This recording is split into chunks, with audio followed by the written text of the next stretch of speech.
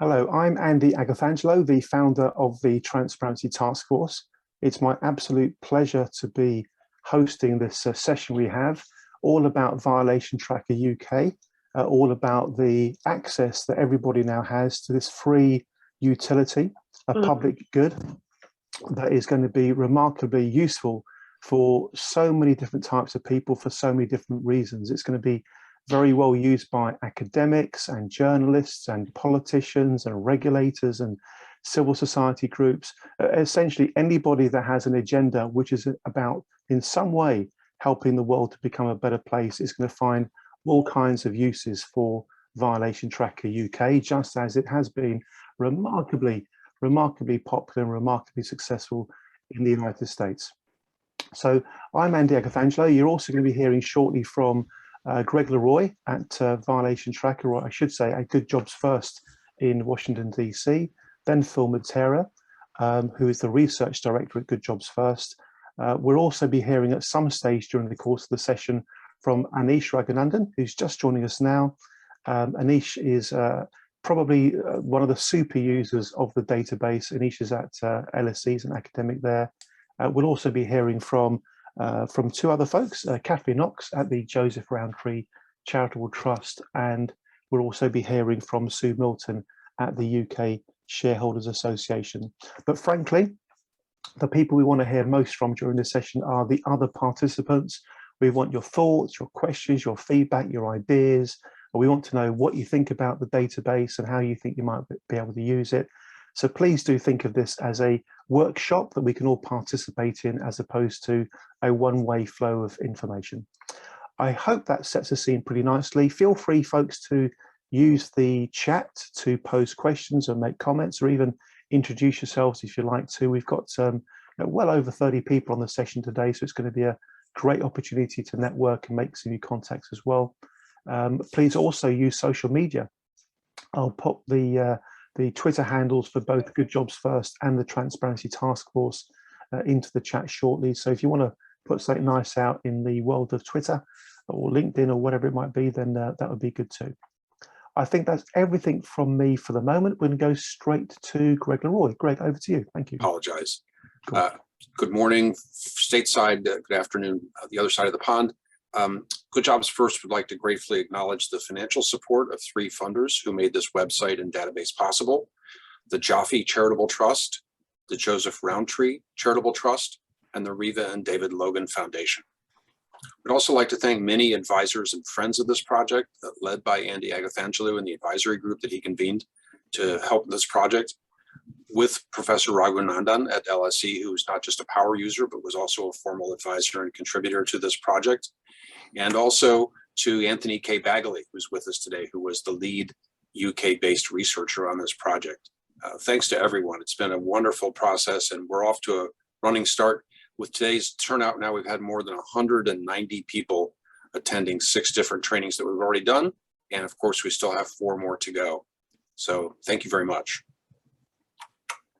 Thank you very much indeed, Greg. That's great. And let's go straight to Phil Matera. Please, Phil, introduce yourself, talk a bit about the background to the whole project, and introduce the database to everybody. Thank you.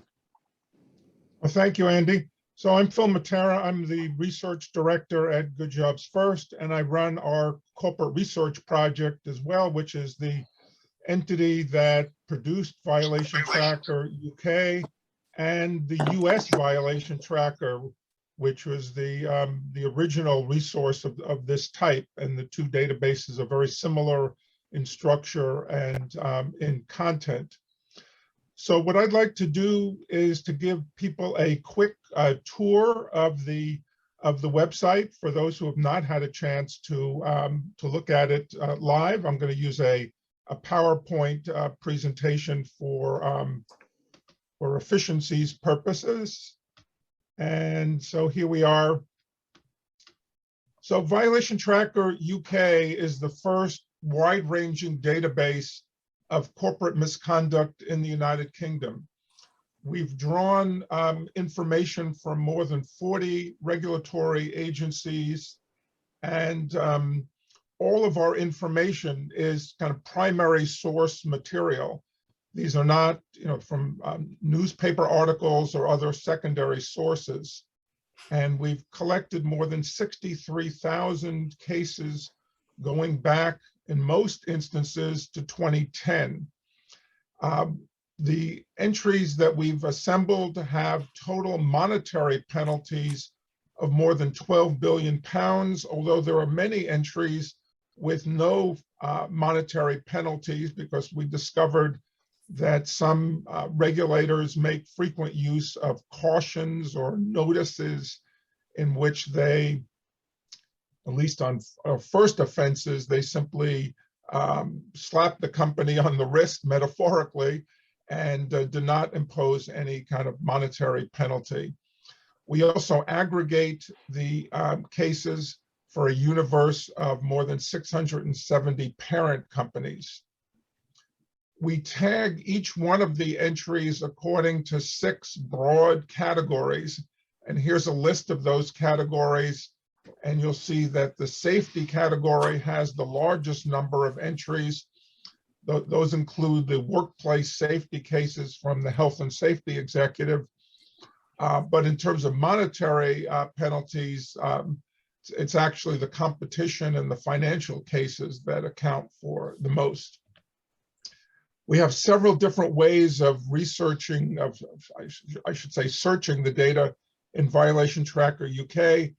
The first is with a simple search in which you enter the company name, or you can combine that with one of those 6 offense groups, or the name of the regulatory agency. We also have a page of pre-constructed summaries, one for each of those 670 parent companies, one for each of the industries in which the parents operate, one for each of the offense groups, and one for each agency, and also each country in which the parents are located. We also have an advanced search feature, which you can mix and match those variables plus numerous others in order to create a custom search. Here's an example of an individual entry. This one involved Barclays Bank, and this was a rather large monetary penalty, over 284 million pounds. So as you can see, we give the broad offense group a more specific offense category, a narrative description of the case, the information on the agency that brought it, and then finally at the end we give you a link back to the source that we used to obtain all this information. In this case, it was a press release issued by the Financial Conduct Authority back at the time of the case in 2015. Here is a list of the parent companies that turn out to have the largest aggregate penalties. Airbus is at the top because of a couple of large bribery cases. Nortel, which is no longer in business, but it's in there because of a large pension case. And then there are other familiar names in the UK, Barclays, Rolls-Royce, and Lloyds, but then other overseas parents, UBS from Switzerland, JP Morgan Chase from the US. So I'll end there, and I'll be happy to answer questions during the Q&A about the rest of the content and about our plans for expanding the database in the future. Thank you. Phil, thank you very much indeed. Thank you. Before we go to Anish, if you wouldn't mind, I'm going to put a question to you. Could you explain to everybody a little bit more about the actual work done to actually get all the data inside the database? I think it's important that people understand what actually happens to make that possible. Could you just talk through how that's actually done? Thank you. Yes, well, it's a rather labor-intensive process, as my colleague Anthony can attest. We gather the information in several different ways. In the best of instances, the agency has an online data set that we can simply download into a spreadsheet and format in our standard way and add those entries. Unfortunately, that's rarely the case. In some other instances, we have to scrape the data. We have to essentially write a computer program that automatically goes into an agency's search page and extracts the cases and puts it into spreadsheet form. In other instances, we simply have to go through large numbers of individual documents, such as that press release I mentioned from the Financial Conduct Authority, read through those, decide which are relevant, and when we find one, extract the key bits of information and manually enter them into a spreadsheet. So it's a time-consuming process. Also, our parent matching process is time-consuming because we have to look at each company that's mentioned in one of these sources, and rarely is the parent mentioned in those documents. So we need to determine which is the parent company, and we also will make sure that relationship is up to date. And we, in the U.S. database, we revise our parent subsidiary linkages every time there's a change in ownership. Thank you very much indeed.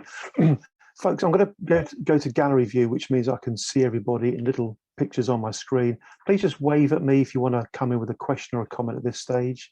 Either do it literally or feel free to do it digitally if you know how to. Everyone seems good at the moment. Yeah.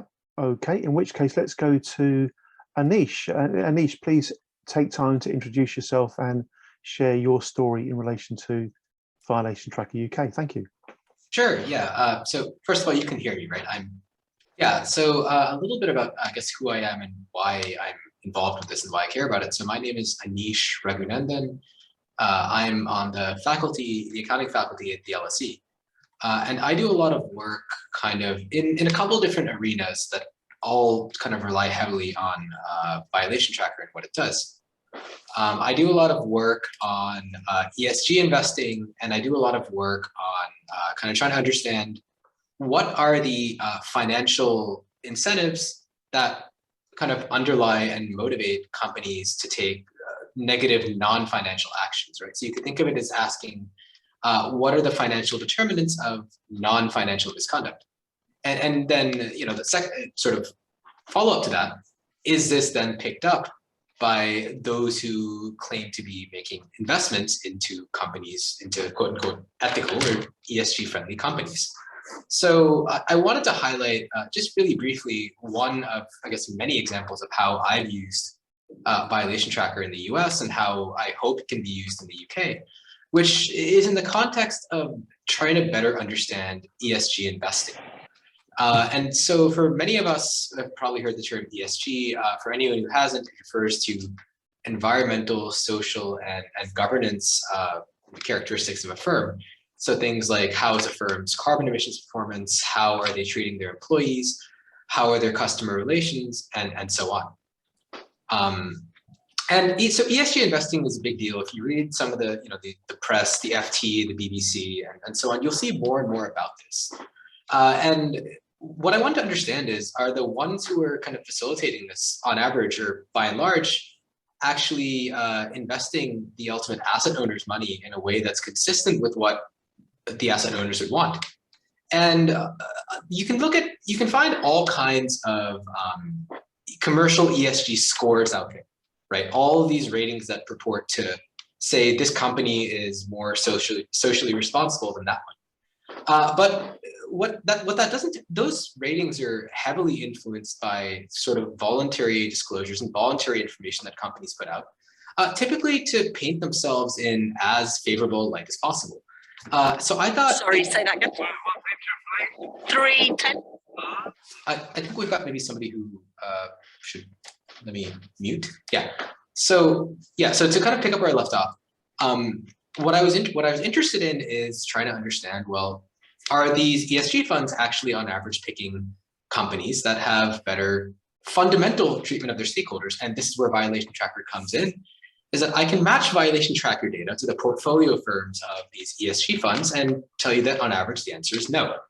ESG funds are actually picking firms that have worse labor violation records. They're treating their employees worse. They seem to on average have more run-ins with the Environmental Protection Agency in the US. And so it sort of begs the question of what exactly are these funds on average investing in? And yet this is something where commercial ESG ratings couldn't tell you this because they're not picking up sort of what I would say is kind of objective, unfalsifiable measures of what a company is actually up to. So Violation Tracker really lets you kind of get down to what I think are the fundamentals of corporate behavior, right? Who's actually treating their employees fairly? Who is actually seems to not be getting in trouble for misleading their customers? Who seems to be doing well in the eyes of the EPA in terms of protecting the environment? And this is, there's no correlation between these violation records and how these firms are scored in several different ESG rating databases. And this is something that is kind of one thing that I want to highlight as well, is that I've taken a bit of a look at Violation Tracker UK. I don't have anything in writing I can really put forward at this point, given how new the data is, but I've had a chance to look at it, and I've got a sneak preview when we were building it. And you see the same thing over here as well. There's no correlation between commercial ESG ratings and what companies are actually up to and how they're treating their employees or the environment in the UK either. And this is kind of, I think, important, and I think it sort of underscores the need for fundamental objective information on corporate conduct. If you want to understand kind of who's up to no good and whether that's actually changing and whether they represent an investment opportunity consistent with your values, it's helpful to get the objective data. And to me, there's no better source than Violation Tracker for that. And so I'll stop there in the interest of time. I'm happy to take any questions. I can also put a link to some further reading in the chat for anyone who wants to see it, but I'll stop there and hand it back off to Andy. Thank you very much, Anish. Thank you. Does anybody have any comments or questions specifically relating to what Anish has just been speaking about? You can just wave a hand at me, either digitally or otherwise, if you'd like to do that. We're going to go to Anne-Marie Borg. Lovely to have you with us, Anne-Marie, as always. Please take a moment to introduce yourself and ask your question or make your point, and then we'll go over to Mariel after that. Anne-Marie, to you first. Thank you. Right. Anne-Marie Borg. I run a company that I founded, which is called the Antara Project, which deals with focusing on the environment, education, and reform and change in a big way. I'm also an ambassador for of course, the TTF with enthusiasm, as Andy knows. My question is, because it's something that touched on what Anish was saying, we are at the moment looking at Violation Tracker as a source of finding the corporations, the companies which are actually to blame and to shame in a way. Is there any way we can actually have a kind of a parallel showing the companies that we would actually, in some sort of way, recognize as doing what we're trying to get the other companies to do? I don't know if that makes any sense, but I come from a background of teaching and tutoring, and very often I find that to actually motivate people to do something and to change, you also have to find the good examples to actually show them. So I'm touching on something I'm not quite clear about myself, but is there any way we can have the parallel somewhere running aside of that? Which are the companies, the corporations, which are actually really behaving really well? I don't know if that makes sense.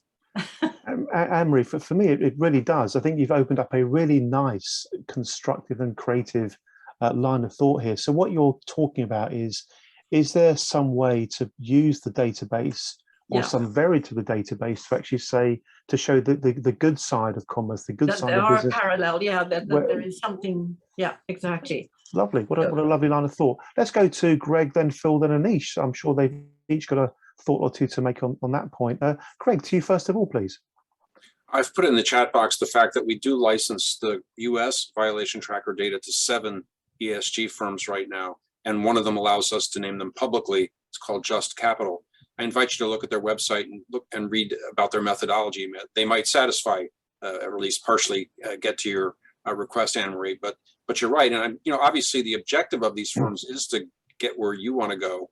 We just think that we've got a better mousetrap about really hard evidence-based proof of a company's creds. Sure, I understand that. Thanks, Greg. And Phil, your comments in relation to this point, please. Well, I'm afraid I have a bit of a more cynical view of this. I mean, as someone who gathers the information, and particularly in the US, my conclusion is that virtually every company has skeletons in the closet. And it's really just a matter of kind of relative problems, relative degree that companies have engaged in problematic behavior. I mean, neither in the US nor the UK side do we have a list of companies that we're presenting as, kind of unblemished. I think the best you can do is, at least with our data, is to look at the relative amounts of penalties and cases probably within industry groups, and make comparisons and look among the banks, for example, and see Barclays at the top. There may be some smaller banks at the bottom, and in other industries like that, and draw your own conclusions. But we're definitely not going to give a kind of a clean bill of health to any company, because even if they don't yet show up in one of our databases, it's quite possible that they simply haven't been caught, that they're engaged in problematic behavior, and the regulators haven't noticed yet. So again, that's my cynical view of things, but I understand your motivation, Anne-Marie. And it is a dilemma, for example, for people who are trying to make investment decisions, but we at least are kind of not in the business of pointing to good actors, just presenting information on the cases that we found, and we let people draw their own conclusions. Thanks, Phil. And Anish, anything on this point, please?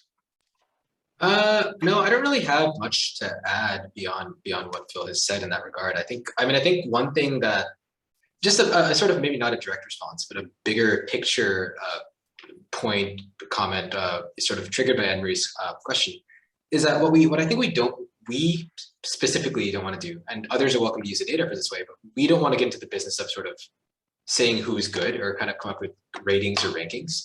The reason being that trying to come up with such a list can give the perception of a lack of objectivity in the data. Right now, of course, if somebody wants to take the data and do that, please do, right? But and please do incorporate this, what I would say is hard information, vis-a-vis just kind of soft, fluffy information in companies' own voluntary statements. But I think that's sort of maybe not our place specifically to do. So much as it is to put the data out there so that those who would use it to figure out how to assess two companies relative to each other have it easily. Thanks, Anish. Thank you very much. I think Mariel had her hand up earlier. Mariel, would you like to make a point? If so, now would be a good time to do it. Then we're going to go to Sue Milton, let's now go to Sue Milton. Sue, take the opportunity to do two things, Sue. Respond to whatever it is you're responding to, but also, as you know, we've organised for you to have a short session later in the programme to cover that off as well now. So let's kick off with an introduction from you, please, Sue, first of all. Thank you. Okay, Sue Milton. I run my own small business to improve corporate governance across the globe, and work with boards of all company sizes to try and achieve that. Alongside that, I am a board member of the UK Shareholders Association, which supports the rights, opportunities, stewardship, values that a retail shareholder should exercise, because they have the right to do it. And once you've got the right to do it, you should be exercising it, if you see what I mean. And there are limitations what retail shareholders can do. So we have kind of a big upward struggle, which is the link to TTF. Because obviously, once we're looking at the financial sector mainly here, what we're talking is about improving good corporate governance and making sure that society gets the best from the institutions we have to place our trust and faith in. That aside, what I wanted to say in terms of the question, the violation tracker is clearly going to be very, very important. I see its use when I saw it in the US. I've seen its development here. Thumbs up for that. Can I just ask a question? How do you actually verify the data is accurate and correct, given you've got so many sources? And given it is a downside tracker rather than the brilliant, the well-behaved tracker, I would have thought you could be liable to a lot of argument for those that appear on the lists. Wow. Okay. Phil, Greg, which of you wants to pick up on that one? Well, I'll answer that. I mean, all of our information comes directly from the regulatory agencies, or in the US from court records. And these are all resolved cases. We don't report on cases that are just pending. We don't report on allegations or reports. So we feel that the government data speaks for itself. These are cases in which an agency has made an announcement about a finding of wrongdoing and perhaps a monetary penalty. So my feeling is that these are indisputable. Okay. If they're inaccurate, it's the agency's doing, not ours. So and we're very careful when we collect and assemble the information. So we hope that that is sufficient. I'm gonna share my screen just to build on And I'll just say, knock on wood, we've never had any issues that way. And we've had 5 databases online for a total of more than 22 years now. Thank you, Phil and Greg. I'm going to build on the comments that have been made already. I'm going to show you one of my favorite searches, and then I'm going to show you something which I hope will kind of reinforce what's already been said, because Sue's asked a really important question, how can we trust the data? Is it solid? Is it real? One of my favorite searches, if you go to the homepage, then go to other summaries, one of the things I find quite spectacular is this. If you click on where it says parent industry totals, it gives you a breakdown of the worst to best offending industries. And as you can see, financial services, like on the Violation Tracker US database, financial services is way, way out in the lead, so to speak, in terms of fines and infringements, etc. And what you can then do is you click on where it said financial services, and it gives you the 10 worst offending organizations: Barclays, Lloyds Banking Group, UBS, NatWest, and you can read the rest of them yourselves. And it always makes me smile when I see advertising by these household name organizations, when I realize just how heavy they are in terms of infringements. You've then got the actual cases by cases. And then to really kind of focus on this point that's been made, you then have the ability to go straight to the source of the data. So I've just clicked pretty randomly on one of them. This happens to be Standard Life Assurance Limited. The current parent company is Phoenix Group. It tells us here the size of the fine, just as Phil was saying earlier. There's a bit of narrative about what they did wrong, pretty clear, pretty succinct. And then the very, very powerful bit, I think, which deals with Sue's comments so well, is in this case, it takes us straight to the actual FCA announcement talking about the fine. So there's really no kind of wriggle room here. This is absolute, definitive fact. And that's one of the reasons why I think the database is so heavily used in the US. Greg, could you just touch on that point about how much usage it gets in the US? Because I think the folks over here would like to understand just what a resource this has become in the United States. Yeah, the traffic ramped up very quickly on our Violation Tracker US database. It's been online since for 6 years now, almost exactly. It's hard to tell because of bots, but the database is getting 3 or 4 million or more page views per month. So extremely heavy traffic. We know, because people deal directly with Phil, that 336 academics and counting in 23 different nations are using complete sets of the data to work on projects like those that you heard Anish talk about. And they run all the gamut of academic disciplines and the kinds of data mashups they're doing. We're so pleased by that. But we also know from looking at Google Analytics before that tool was degraded, that the user base is an incredibly huge rainbow. It's the regulators themselves, it's journalists, it's academics, it's labor unions, it's environmental groups, it's all kinds of other NGOs. It's the corporations, it's the multinationals, it's the engineering firms and the petrochemical firms and the targets of some of the highest ranking companies on the list. It's reputation defense firms and accounting firms and law firms, and lots of other people we can't identify because of the way they access the database. So it's extremely widely used. Thank you very much, Greg. And Sue, thank you for putting such a valid point out there that's enabled us to comment in such a meaningful way, I hope, to evidence the credibility of the data within Violation Tracker UK and of course US as well. We're going to go to Samar now. I think Samar's with Willis Towers Watson, if I remember rightly. And then we're going to go to Roger Mullin, who put a very intriguing note in the chat. So Roger, we want to know more about that. But let's go to Samar first of all. Samar, please take a moment to introduce yourself and then share your thought. Thank you. Hi, Andy. Thank you. I am Samar Khanna. I work in the Thinking Ahead Institute in Willis Towers Watson. It is a think tank which focuses on sustainability issues, most notably net zero.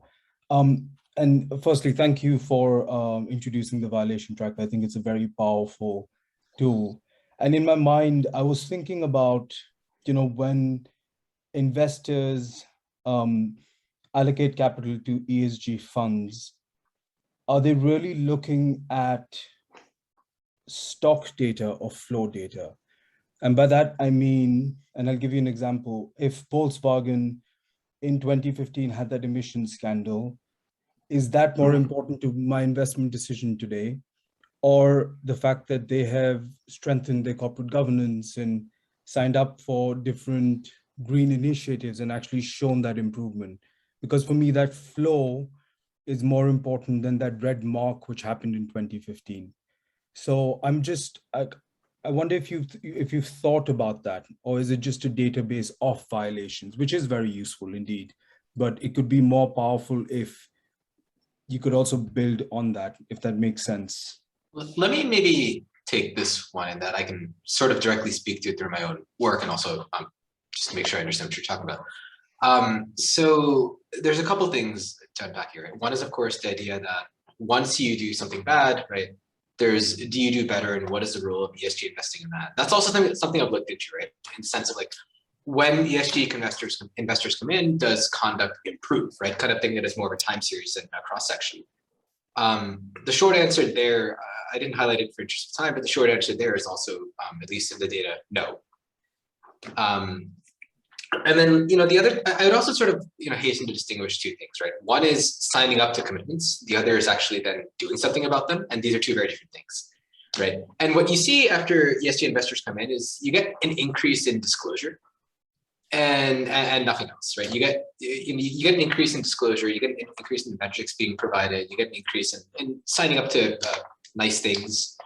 But you don't actually get, let's say, a reduction in carbon emissions. You don't get a reduction in violation rates. You don't get, and these are the things that sort of, one of the really cool things about mashing up Violation Tracker with all this other data is that it lets you kind of look at the hard and the soft separately, right? I would say, these commitments are soft until they're backed up by something you can observe in the hard data. And when you look at carbon emissions, and you look at Violation Tracker, there seems to be nothing backing them up. So far, right? Hopefully this can change. So far. Thanks for that, Anish. My point wasn't around whether ESG investing does lead to positive changes in a company. It was when ESG investors are deciding whether to allocate capital or not. Sure. Is it based on previous violations from, say, a decade ago, or the improvements they have shown since? And I do agree with you. Just signing up for say net zero commitments does not mean that they're actually green. And there is a lot of greenwashing. So I do agree with a lot of statements you made there. Yeah, let me add something here, which is that users of Violation Tracker don't necessarily have to look at all of the entries. I mean, a user like you may look at look at the list and may want to discount some of the older cases and say, all right, the company got into trouble, they learned their lesson, they paid their penalty, and now they've changed their ways. All right, if that's your conclusion, fine, but it's our job to continue to document both the past offenses and any ongoing offenses, because for many cases, in many cases, a company continues to have new problems, even after a major scandal. And that's something that we've seen, particularly in the US data, of companies just continuing to show up in the in the regulatory records as engaging in new misconduct. And we want people to see that as well, and again, draw their own conclusions. I think this is a really interesting topic. In fact, this is kind of where it's at. The whole idea of the database ultimately is to, honestly reflect the reality of what's been going on, to track the violations, but with the intent that hopefully it's going to make a difference to the way the companies behave. So what we're talking about here, the corporate response to the publicity and the announcements and the facts of the matter is really important. I'm going to ask Antonio Potenza, if he doesn't mind, to comment on this area, because Antonio is very spends a lot of time at the sort of front line in terms of stock selection and impact investing in ESG. Antonio, would you like to take a moment, please, to introduce yourself and share your thoughts about how good ESG and impact investment organizations use data like this in general to make decisions about where to put capital and, frankly, where not to. Antonio, over to you. Please kick off with a quick introduction, and then we'll be going to Catherine Knox at Joseph Rowntree Charitable Trust. Thanks, Antonio.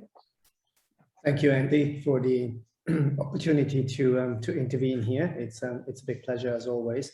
Yes, Andy, so as you know, what we're doing is we have just launched a digital platform around ESG and SDG investing, which will bring early stage ventures together with impact capital or capital for impact alongside capital with impact, as we call it. Here clearly for us, the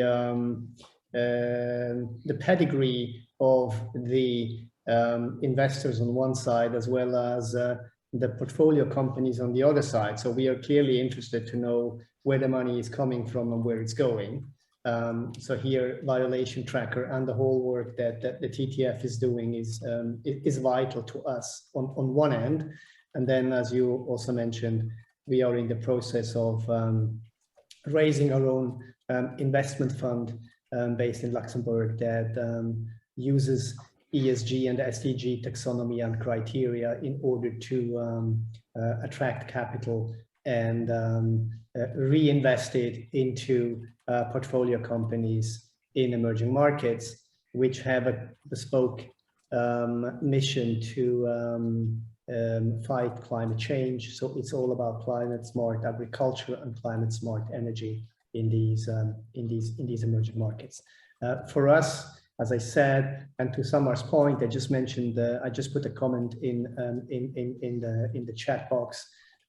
I think that the fact that we have access to this database and we can cross-check it and cross-refer it, for us in the due diligence process, it actually means we can pin down. So for instance, you just mentioned Standard Life, and as it were, we are speaking to Standard Life to be an investor in some of the projects that we have. Now that I know that they have had an offense of sort, and I can access the data, will allow me to actually confront the management with this data and say, well, okay, guys, what have you done here? How have your governance structures improved? What are your lessons learned?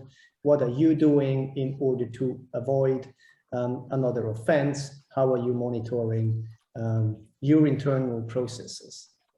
Because for us, it's all about ethical money, moral economy, and I think Phil said it, many companies, they have some dead bodies in their cellar, and that's what we're trying to avoid. So this criteria for us is paramount in how we operate and advance the work that we're trying to do. Yeah, I hope that helps in the approach that we are taking in selecting and running the due diligence. So this tool is extremely helpful to us. Great to hear, great to hear. I really do think that Violation Tracker UK, US, hopefully is going to act as an accelerator. It's going to speed up the rate at which the financial institutions and investors get smarter and cuter and wiser in terms of the decision making about where to put capital and where not to. And money talks. This is going to influence the behavior of the market. This is going to influence, therefore, the behavior of corporates. And that's exactly what we want it to do. It's like a transparency machine. It's like an MRI scanner for good corporate governance. That's why this is something which, as soon as we found out about it, we wanted to back it and support it as best as we can. And moving on beautifully, I think, to somebody else who's been backing it and supporting it as best as she can. Let's go to Catherine Knox. Catherine, please introduce yourself and share your thoughts, please, about Violation Tracker UK. Thank you. Andy, could I just interject one brief thought here to build on what you said? Actually, the tool now also allows us to say no to certain investors. You know, we have to have the courage to say, you know what, you're not good enough. You're not really up to speed, and we don't want to engage with you. We need the money, but we don't want your money. That's powerful stuff. That's really powerful stuff. Here's to saying no. Thank you, Antonio, again. And Catherine, over to you. Thank you. Hi there. Yes, I'm Catherine Knox from the Joseph Rowntree Charitable Trust, and I'm glad to say we're one of the funders for this excellent initiative. I'd firstly really like to congratulate the team at Good Jobs First, and Andy in particular also, for bringing this initiative to our attention in the UK. We're a funder that works on issues of power and accountability, and we're interested in holding powerful actors to account across the corporate sphere, democracy, and in the media. And we think this will be really powerful in terms of corporate accountability activity in the UK. I think one of the big issues for us is kind of that the data is used and explored. And I think we'd be really interested to see how the data can be analysed in different ways and become like really powerful, not only in arming sort of investors in the investment industry, but also NGOs who can do more to hold governments to account so corporates to account in a different way. And I noticed you'd had some good coverage since this had come out from Byline Times, who interesting journalistic outfit who are inclined to do sort of more in-depth analysis of what's going on in the world. And yeah, some really powerful messaging, I think, that came out just around the nature of where the violations are. Some really interesting things also just about how penalties are given out across different sectors. So the fact that the financial sector is really heavily penalised is really striking. But, you know, why is it that the environmental sector penalties are so low? We saw that in the run up to COP, and, you know, so much to do on climate change at this time. What is there to help us understand that picture? And we have in our grant portfolio on the Power and Accountability Programme, which is the programme I manage at JRCT, we have a lot of grantees who I think will be very interested in this data. And I think Andy's done a lot of linking to those organisations, thinking about campaigning for business mandatory human rights and environmental due diligence in the UK. How can this help with that case making? Thinking about the regulation agenda. So we have an organisation we work with that is concerned about how regulation is no longer kind of understood to have the important role that it does in holding organisations to account, with the sort of bonfire of the red tape type picture that's often used in relation to regulation, but the importance of regulation to hold key players to account, and also the issue of enforcement of that regulation. So I think one of my questions for you as a team was like, to what extent you can comment on from the data anything about the nature of regulation and enforcement in different spheres, and whether there are needs to improve that in relation to the different themes that you've looked at. And yeah, I think my plea also is that there's an effort made to sort of think about possible partnerships or initiatives to mine the data and bring this data to bear in a range of different ways across different agendas with NGOs, with unions, with others who are working on kind of issues of concern, that you're covering issues of corruption, issues of human rights, issues of labour rights, issues of environmental infringement. So yeah, thank you to the team. Thank you, Catherine. Thank you very much. Greg, you may well want to kind of respond to or pick up on some of the points that Catherine has just raised there. Feel free to do so if you'd like to. Back to you, Greg. Actually, I'm going to refer to Phil because he's got the most close reading of both our own inadequacies here in the States, but the differences he noticed between the two countries doing the UK data. Okay, yeah, I mean, it struck me that particularly in the environmental and the employment area, that the UK regulators seem to be taking an approach that was perhaps too light. Maybe they need to be more heavy-handed. We found that there were very few large penalties in either of those areas. And, even though there were companies that sometimes were showing up repeatedly, I mean, if you could argue about this idea of the caution or the no penalty, the no financial penalty approach for a first offense. But when companies have engaged in the same misconduct repeatedly, at some point, you need to do something more than just, give them a caution. So I don't know enough about the details of how the Environment Agency and the other regulators in the UK in this area actually operate, but just from looking at the data, it seems like they need to do more to get particularly the larger companies to change their practices. And there may be other companies in which are not even showing up with the cautions. That they may, their misconduct may not be noticed at all by the regulators.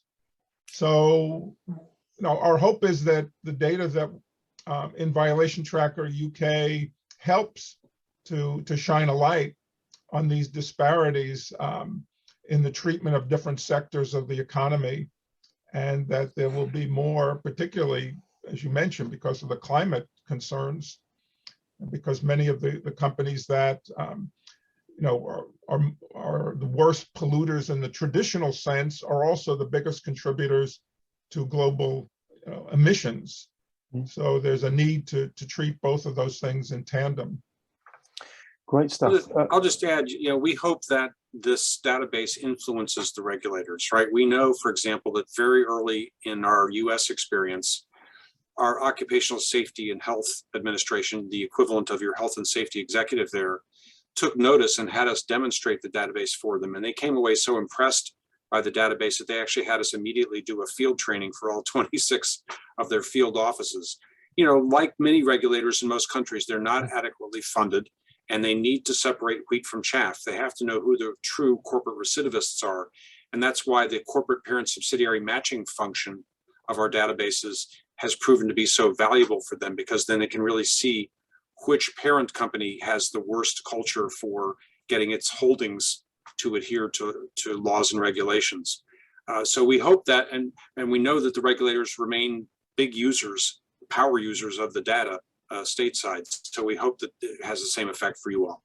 And we certainly will engage with them as much as they want, and train as many of them as they want, answer their questions, and take their suggestions if they have ways we can improve it. Thanks all very much indeed. We actually have a special session for regulators that everybody can attend. I think it's the last one, so Thursday of next week. We've got people from the Financial Conduct Authority coming, from the Bank of England coming as well.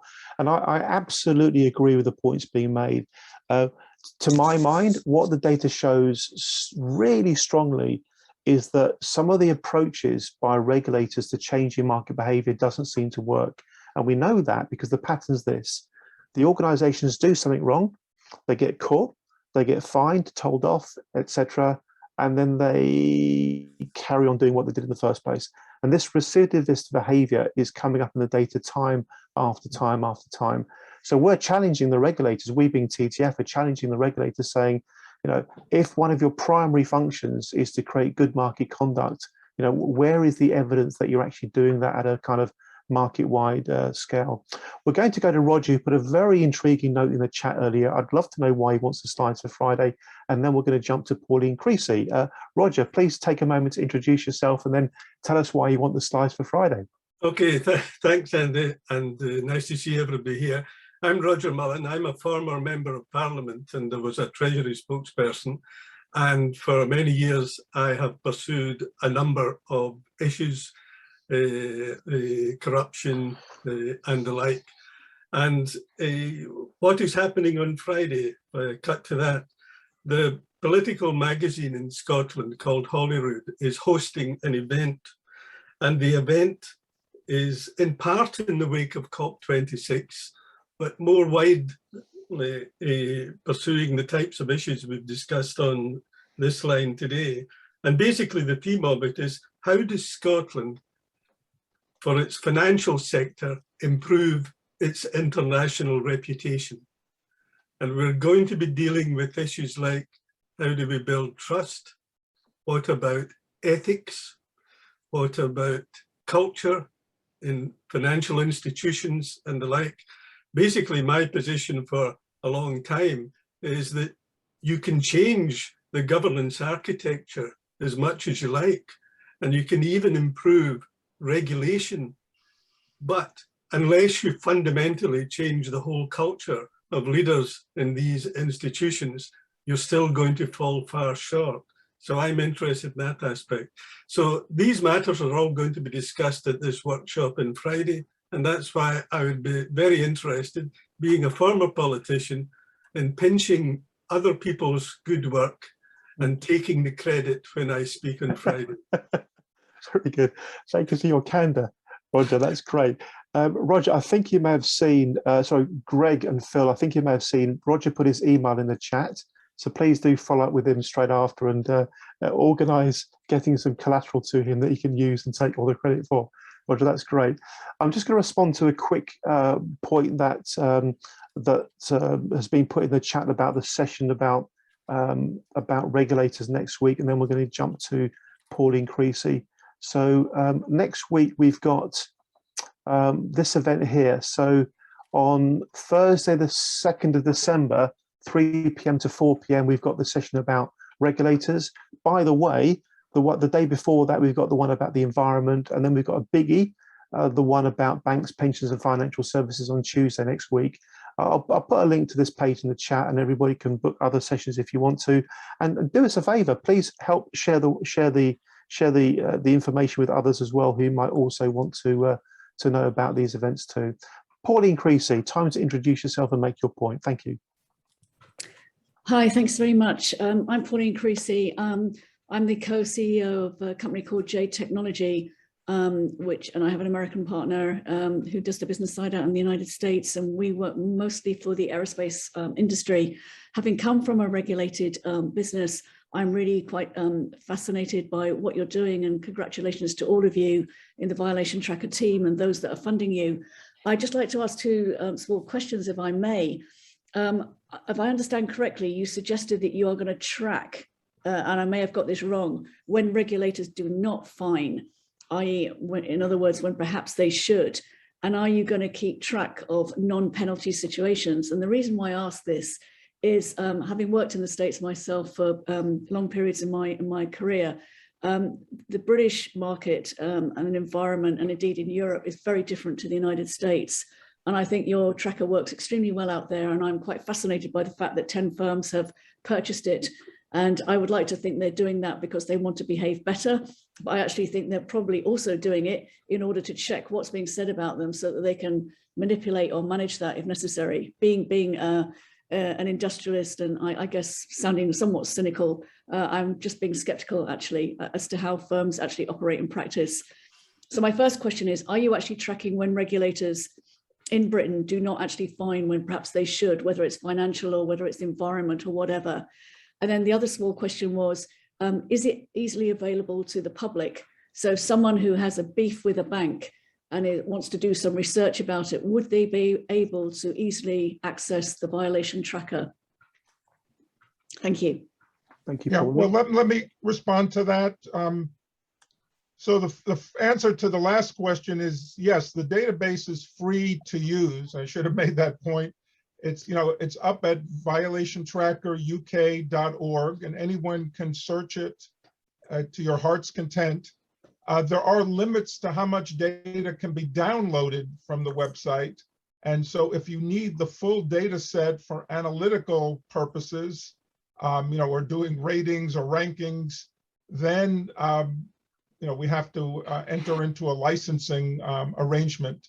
to give you access to the full data set. But if you just want to do, more limited searches, go to the website and have at it. I mean, we do collect information from the regulatory agencies on cases in which there are no monetary penalties. And there are quite a lot of those in the database now currently. In fact, if you go to some of the summary pages for some of those 670 parent companies, you'll see that for some, the penalty total is £0. What that simply means is that all of the penalties that they received were cautions, and none of them had a monetary amount attached to them. Now, other companies have a mixture of monetary penalties and cautions, and some have quite a few monetary penalties, and those are the ones kind of at the top of the list, particularly the Airbus and the large banks. So we don't have any way of tracking cases in which companies were not prosecuted at all for their misconduct. I mean, those cases, maybe it's not even known publicly that they engaged in that misconduct. So we could simply go by the information that's available from the agencies, and we collect all of them, whether or not there is a monetary penalty. Now, this differs from our US database, where we only include cases with monetary penalties, in part because in the US, it's almost universal for regulators to impose monetary penalties on cases of misconduct. In fact, we use a $5,000 threshold in order to include cases. But in the UK, the practices are different. There are a lot more smaller monetary penalties and cases with no monetary penalties at all. So we decided in the UK to include everything that we could find from the different agencies. Thanks, That's very Phil. good, Phil. Thank you. Thank you very much indeed. And just to say on that, as you probably know, there's an awful lot of censure notices given out in the UK, which don't have financial penalties, but it sounds like you're tracking them. So that's good. That's excellent. Thank you. Thank you, Pauline. And Phil, there's just been a question by Leslie Cohen about the financial ombudsman in the UK. Could you talk about the general issue of the challenge of getting data out of UK agencies and regulators, not just talking about financial ombudsman, but the pensions ombudsman service, etc. Could you talk to the point about the UK isn't that good at actually coughing up the data? Well, as I mentioned before, there are some agencies for which we have to go through individual documents for every case. And in a few instances, the number of those cases can be quite large. So for example, with the Employment Tribunal, we had to go through, about 20,000 different documents in order to pick out the ones in which there was a decision in favor of the employee and where it was suitable to include in the database. The financial ombudsman is even more challenging. Currently, there are about 75,000 decisions that are posted on the website, and we're told that they're working through a backlog of tens of thousands of more decisions. So we were not able to process all of those cases. So the financial ombudsman is not currently included in the database. We're trying to decide what to do about it. We would like to include it, but it would be an enormous amount of work to go through all those tens of thousands of individual documents and pick out the ones that should be included. Thanks, Leslie, for the question, and also Phil for the response. I'm going to flip over to gallery view so I can see everybody again now. Please just wave if you'd like to make a point or ask a question. Now would be a good time to do it. Leslie Cohen, lovely to have you involved as always.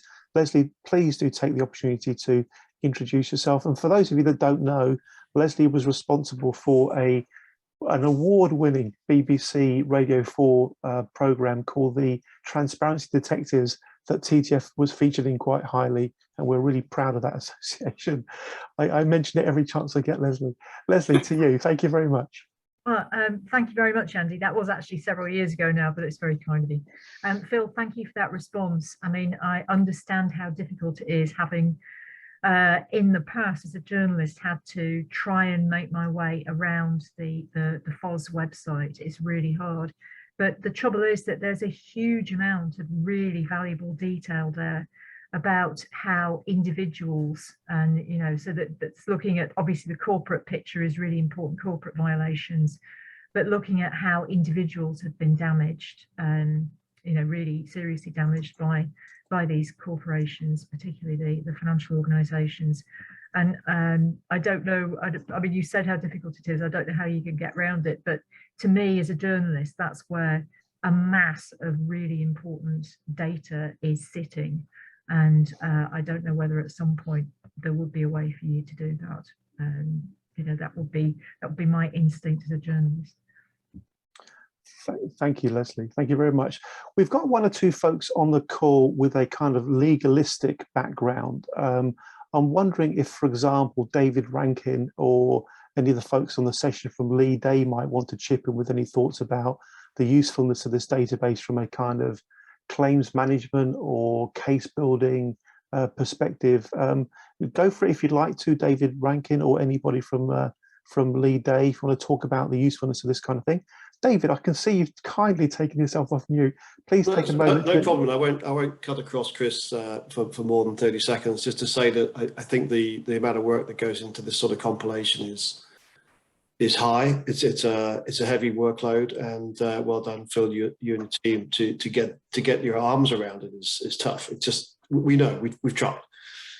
So that's a good platform to build on. There are a whole lot of things missing as well. We know that, and they can be filled in with some more homework.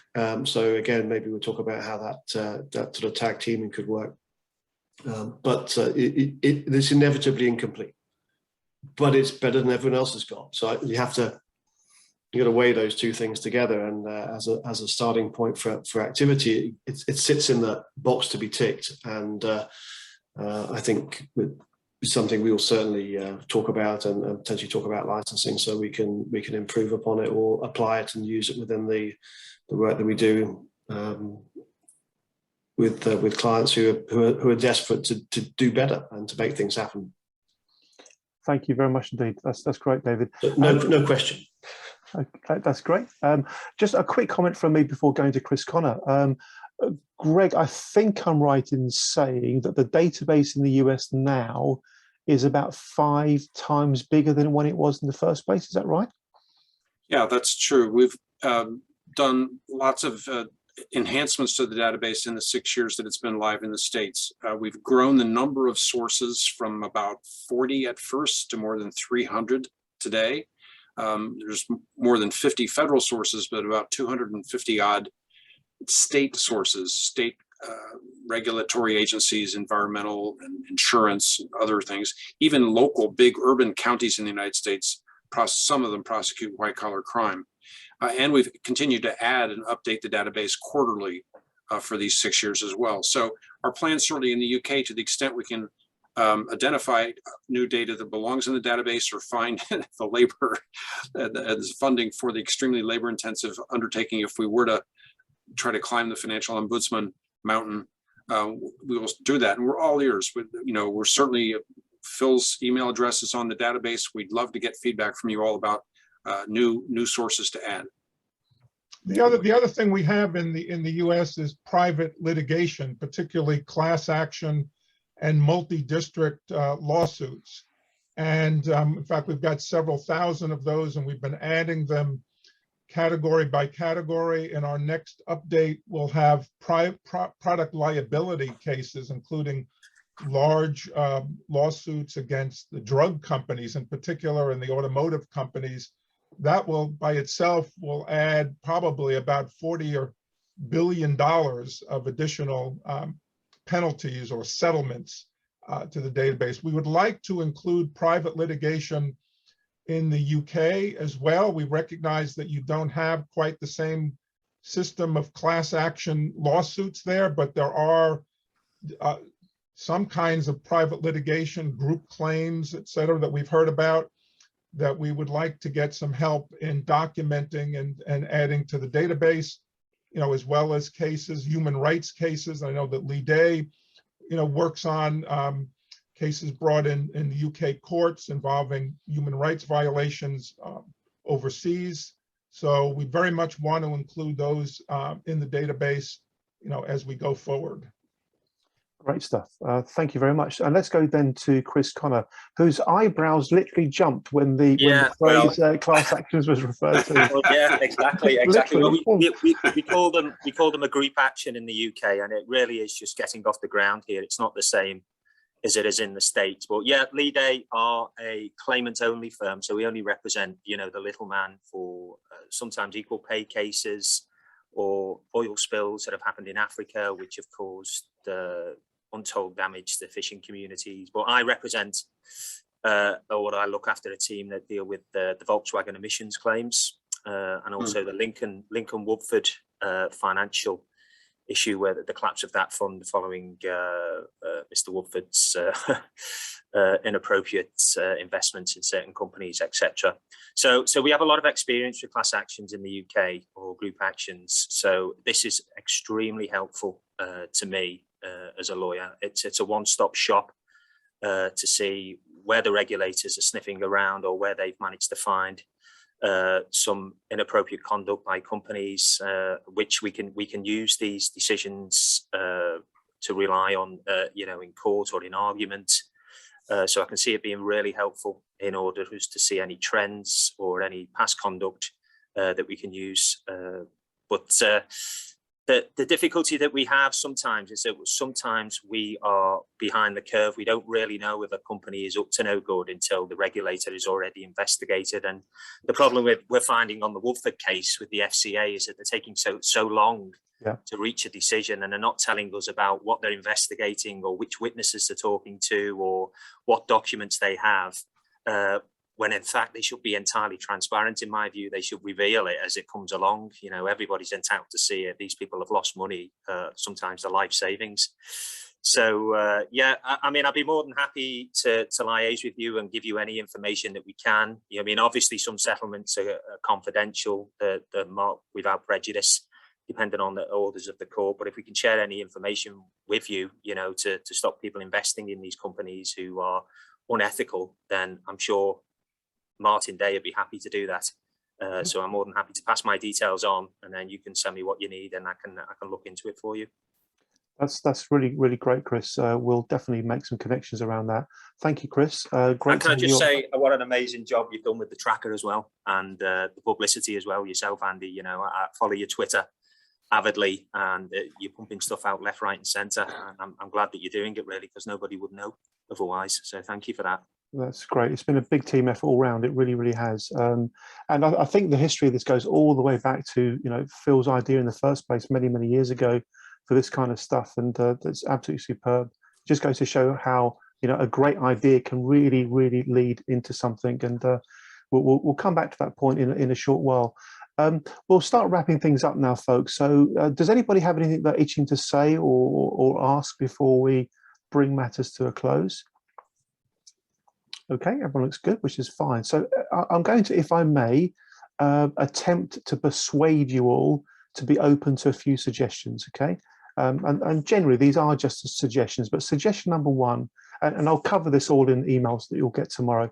Suggestion number one is we need to raise awareness of this. What have we got here? We've got a wonderful tool that the public and organizations and NGOs and journalists and academics and regulators and policymakers and powerful people can use completely free of charge, within the confines that Phil spoke about earlier. All we need to do now is make the UK aware of it. And that's definitely doable because of social media.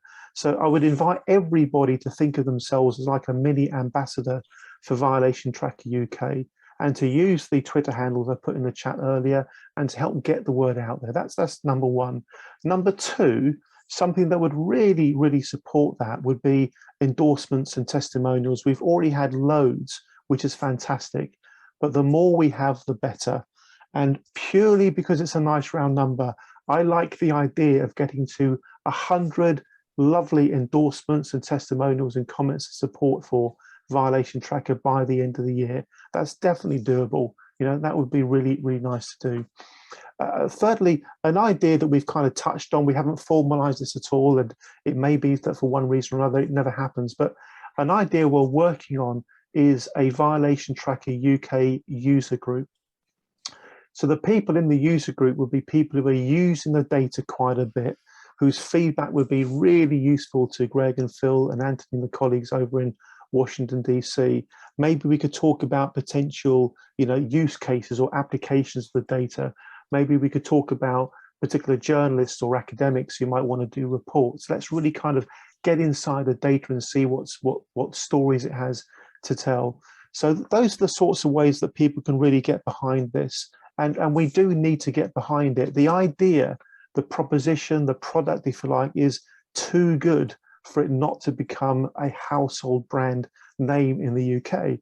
You know, just like, you know, once upon a time, brands such as Coca-Cola and Kentucky Fried Chicken and Elvis Presley and Levi jeans and Harley Davidson motorcycles made their way successfully across the Atlantic, so too has Violation Tracker. And it's now up to us to kind of put our arms around it, to care for it, to cuddle it, to nurture it, to support it, to help UK full stop get to know about it. The last thing I'd love to do is to invite everybody to show their support and appreciation for Greg and Phil and Anthony and all the people who've been working so hard on this on the other side of the Atlantic. Can we please show our appreciation for making this public utility, this public good, available to all of us to use completely free of charge, which is just absolutely first class. So thanks all very, very much indeed.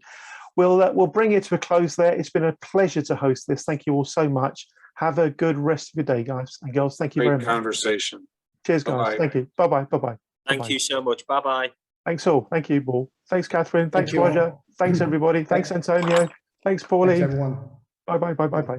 Cheers, guys. Bye-bye. Thanks, Anne-Marie. Thanks, David. See ya.